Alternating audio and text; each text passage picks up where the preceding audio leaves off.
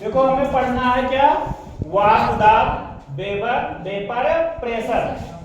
अब ये vapour pressure वास्तव में होता क्या है, तो होता क्या है, मान लो हमारे पास कोई एक बंद पात्र है, यानी बंद बर्तन है, और इसमें हमने क्या किया, कुछ द्रव भर दिया। ये बंद पात्र है और इसमें क्या किया है, कुछ द्रव भर दिया है। तो होता क्या है, मान लो इस द्रव का हमने ताप को क्या किया, बढ़ा दिया, और ताप को बढ़ाने के बाद में इसके ताप को क्या कर दिया, स्थिर कर दिया। तब होगा क्या, इसका जो द्रव है, इस द्रव का क्या बनेगा, वाष्प बनेगा। इस द्रव का क्या बनेगा, वाष्प बनेगा।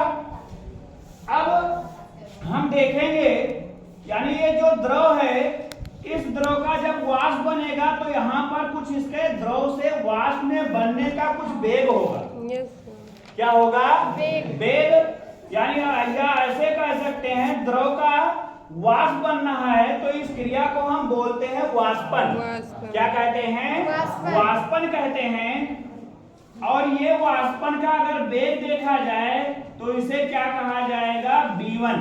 क्या कहा जाएगा, V1। इसी प्रकार से कुछ वाष्प के कण ऊपर जाने पर क्या हो जाते हैं, ठंडे हो जाते हैं। जब वो ठंडे होते हैं तो उनका क्या होने लगता है, संघनन। उनका क्या होने लगता है, संघनन होने लगता है, जिससे ये कण क्या होने, तली में बैठना शुरू हो जाते हैं, और इसको हम क्या कहेंगे, संघनन।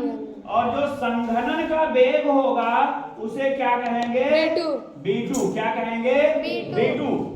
हमने कहा कि एक बंद पात्र में कुछ क्या लिया, द्रव लिया, उस द्रव के ताप को बढ़ाकर उसका फिर ताप क्या कर दिया, स्थिर कर दिया। प्रारंभ में द्रव किसमें चेंज हो रहा है, वाष्पन।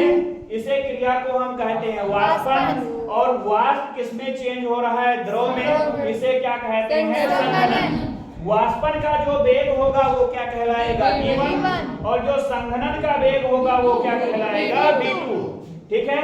अब प्रारंभ में अगर देखा जाए तो क्या हुआ है, प्रारंभ में जो वाष्पन का वेग V1 है, V1 क्या होगा, ज्यादा होगा। V1 क्या होगा, ज्यादा होगा, किससे, V2 से। लेकिन जैसे जैसे समय बीतता जाएगा, यहाँ वाष्प की सांद्रता क्या होगी, बढ़ेगी। और जब सांद्रता वाष्प की बढ़ेगी तो वाष्प क्या होगा, संघनित में ज्यादा होगा। यानी धीरे धीरे जो वाष्पन का वेग है V1, ये घटने लगेगा। ये क्या होगा, घटने लगेगा। जबकि संघनन का वेग जो V2 है, ये क्या होगा, बढ़ने लगेगा। और एक समय ऐसा आएगा जब V1 और V2 क्या हो जाएगा, बराबर हो जाएगा। इसी अवस्था को हम कहते हैं साम्यावस्था। क्या कहते हैं, साम्यावस्था। और साम्यावस्था पर जो वाष्प के कणों द्वारा दाब लगाया जाता है, उसी को क्या कहा जाता है, वाष्प दाब।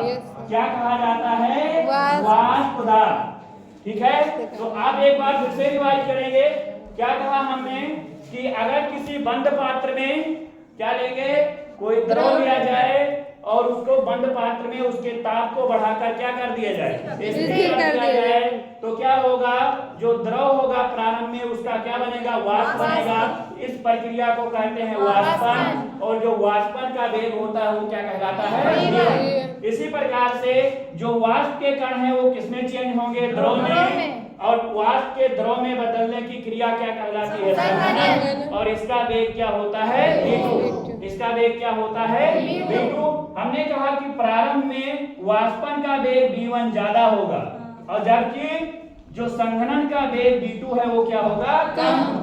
कुछ समय बाद क्या होगा, V1 घटेगा, जबकि V2 क्या होगा, बढ़ेगा। और एक समय ऐसा आएगा जब V1 और V2 बराबर हो जाएंगे।